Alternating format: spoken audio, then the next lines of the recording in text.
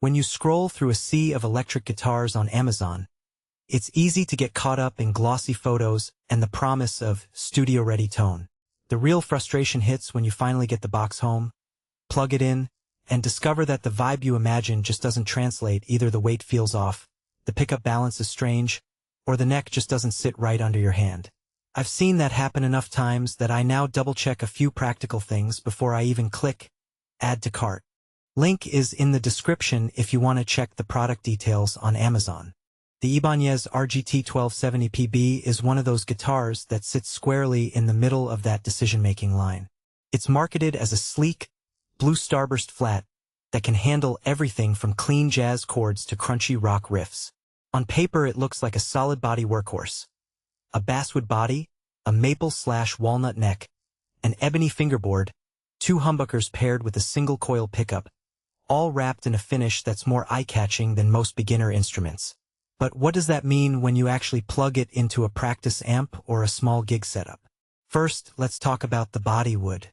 Basswood is a favorite among many mid-range guitars because it's lightweight yet resonant enough to give you decent sustain without feeling like a slab of timber. In my own testing, the RGT1270PB sat comfortably on my lap for those long practice sessions, and when I played it standing, the weight distribution felt balanced, nothing like the neck-heavy feeling you sometimes get with heavier mahogany bodies. That matters if you're the type who switches between sitting and standing mid-set, because an unbalanced guitar can cause fatigue and even affect your playing posture. The neck is a maple/walnut blend, which is a bit of a hidden trade-off. Maple gives you a bright snap and stability, while walnut adds a subtle warmth and a bit of visual character.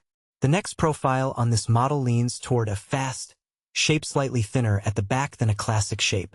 For players who've spent a lot of time on thicker, vintage-style necks, that can feel like a welcome change, especially for rapid scales or shredding. However, if you're a rhythm player who prefers a chunkier grip for chord work, you might need a short adjustment period. The ebony fingerboard adds a slick surface that feels smooth under the fingers, and the natural feel of ebony can actually help with note articulation, especially when you're bending strings on the single-coil pickup. Now onto the pickups, because that's where the tone story really unfolds. The RGT1270PB comes with a classic HSH configuration. Humbucker, single-coil, humbucker. In practice, the 2 humbuckers deliver that thick, warm crunch you expect from a rock-oriented guitar, while the middle single coil offers a brighter, clearer voice that works well for funk, country, or clean jazz tones. What's practical here is the ability to switch between them without needing an external pedal. I tried a clean tone setting on a modest 15-watt amp, and the single coil sang with enough clarity to sit nicely under a vocal. Switch to the bridge humbucker, crank the gain a notch, and you get that gritty mid-range bite that cuts through a small band mix. The hidden downside of the pickup layout is the coil splitting options. Ibanez doesn't include a built-in coil split switch on this model, so you're limited to the 3 basic voices. If you're looking for a more versatile palette like a humbucker that can be split into a single coil for even more tonal variety, you'll need to install a third-party switch, which is doable but adds a bit of soldering work that beginners might not want to tackle. For most players who are happy with a straightforward HSH layout, that's not a deal-breaker, but it's worth noting if you're after maximum flexibility without mods. Another practical consideration is the guitar's hardware. The bridge on the RGT1270PB is a standard fixed bridge, not a tremolo system. That choice makes the instrument more stable in terms of tuning, perfect for players who don't need dive bombs or subtle vibrato effects. I ran a quick tune and play for 30 minutes test, and the guitar stayed within a half step, even after aggressive strumming and a few bends. The trade-off is that you lose the expressive possibilities of a floating tremolo, so if you're a player whose style leans heavily on whammy bar tricks, you'll likely feel constrained.